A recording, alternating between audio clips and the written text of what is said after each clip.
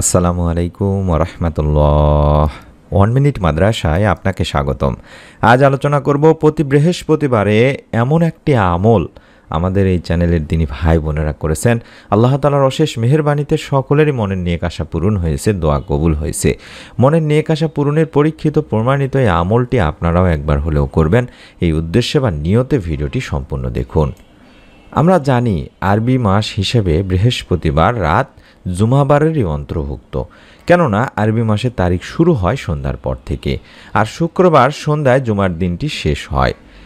জুমাবার বা শুক্রবার শুরু হলেই কিছু ফজিলতপূর্ণ আমলের দিকে আমাদের নজর দেওয়া উচিত, কেননা জুমার পুরো দিনটি আমলের ও দোয়া কবুলের উপযুক্ত। অর্থাৎ আপনারা বৃহস্পতিবার আজকের দিনে আমলটি করতে পারেন, অথবা বৃহস্পতিবার দিন যায় রাতেও আমলটি আপনারা করতে পারেন, বা জুমার রাতে আমলটি করতে পারবেন। আবদুল্লাহ ইবনে উমর রাদিয়াল্লাহু তাআলা আনহু বলেন, 5টি রাত এমন রয়েছে যে রাতের দোয়া ফিরিয়েই দেওয়া হয় না। সুবহানাল্লাহ।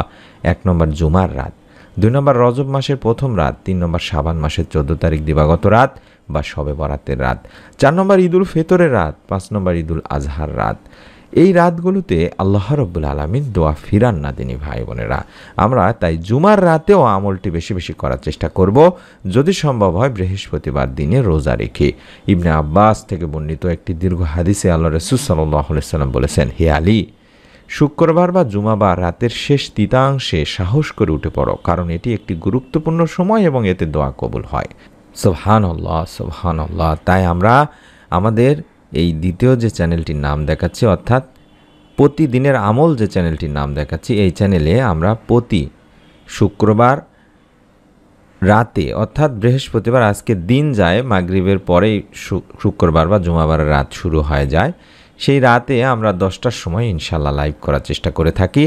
আশা করি আপনারা লাইভটিতে যুক্ত হবেন নেক সন্তান লাভের জন্য, কিংবা মনের নেক আশা পূরণের জন্য। আমরা সকলেই তওবা ইস্তেগফার দোয়া দরুদ পাঠ করে থাকি। আশা করি আপনারা লাইভটিতে যুক্ত হয়ে নেবেন ইনশাআল্লাহ। আল্লাহ রাসূল সাল্লাল্লাহু আলাইহি ওয়াসাল্লাম ইরশাদ করেছেন, সোমবার ও বৃহস্পতিবারে আল্লাহ সব মুসলিমকে ক্ষমা করে দেন, তবে ওই 2 ব্যক্তি ছাড়া যারা একে অপরকে বর্জন করেছে। তাদের সম্পর্কে আল্লাহ বলেন, পরস্পর মিলে যাওয়া পর্যন্ত এদেরকে আপন অবস্থায় ছেড়ে দাও। এই হাদিসের আলোকে আলেমেরা বলে থাকেন যে বৃহস্পতিবারে অন্তত বিবাদ মিটিয়ে নেওয়া উচিত, কেননা যেসব মুসলমান ঝগড়া করে, অন্যের প্রতি রাগান্বিত হয়, তাদের এই রাতেও ক্ষমা করা হবে না। একইভাবে আত্মীয় স্বজনের সাথে সম্পর্ক ছিন্নকারীকেও এই রাতে ক্ষমা করা হবে না। এ কারণে নবীজি সাল্লাল্লাহু আলাইহি ওয়াসাল্লাম কোনো মুসলমানকে অন্য মুসলমানের সাথে 3 দিনের বেশি রাগ করে থাকতে নিষেধ করেছেন। সুবহানাল্লাহ, সুবহানাল্লাহ। কতটা সুন্দর ইসলাম দেখুন, যে 3 দিনের বেশি কোনো মুসলমান অন্য মুসলমানের সাথে রাগ করা, কথা বলা বন্ধ করে রাখা কখনোই যাবে না। বুখারী মুসলিম শরীফের একটি হাদিস। তাই সালাম দিয়ে সবার আগে কথা বলুন, আল্লাহ তাআলা এর প্রতিদান আপনাকে দেবেনই দেবেন। মনের মধ্যে কোনো প্রকার ইগো, কোনো প্রকার আপনার হীনতা, এগুলো বাদ দিয়ে অন্তত এখন ডিজিটাল যুগ, মোবাইলে, ফেসবুকে, হোয়াটসঅ্যাপে বা যে কোনো মাধ্যমে তাকে সালাম প্রদান করুন। আল্লাহ তাআলা ইনশাল্লাহ আপনাকে মাফ করবেন।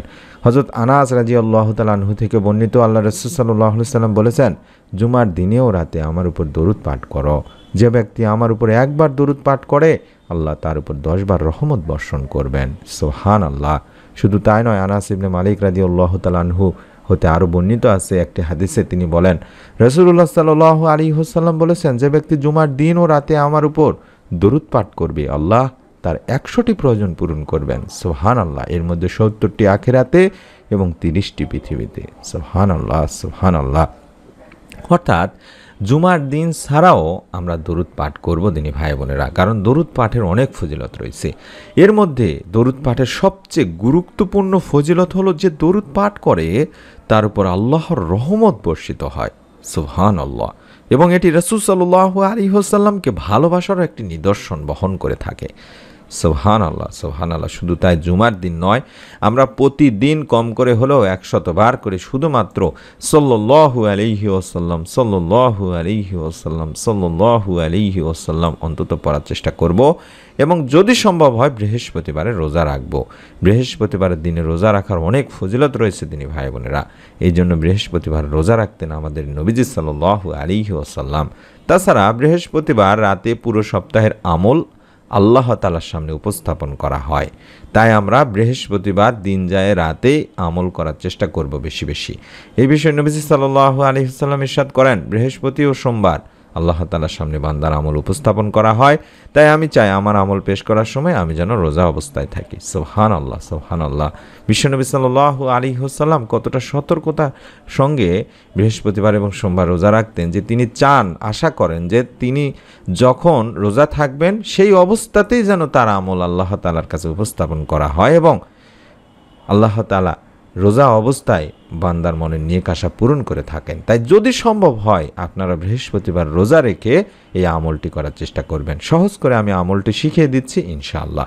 আল্লাহ তাআলা বলেন, নিশ্চয়ই অবশ্যই মানুষকে সৃষ্টি করেছি অস্থির করে, যখন তাকে কোনো বিপদ স্পর্শ করে তখন সে হয়ে পড়ে অতি মাত্রায় উৎকণ্ঠিত।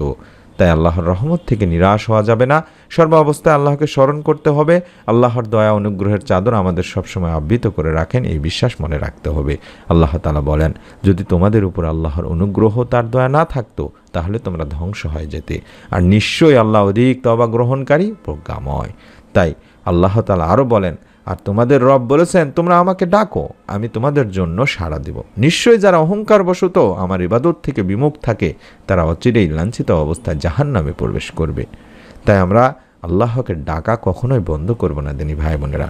বিগত ভিডিওগুলোতে আমি বলে দিয়েছি যে দোয়া করে আল্লাহকে ডাকে কেউ কখনোই বিফলে যায় না।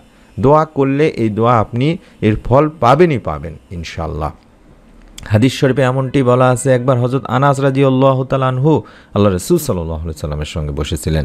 এমন সময় এক ব্যক্তি এসে নামাজ আদায় করে নিচের এই দোয়াটি পাঠ করলো, যে দোয়াটি আমি স্ক্রিনের মধ্যে দেখাচ্ছি। এই দোয়ার আমলটি আপনাকে করতে হবে।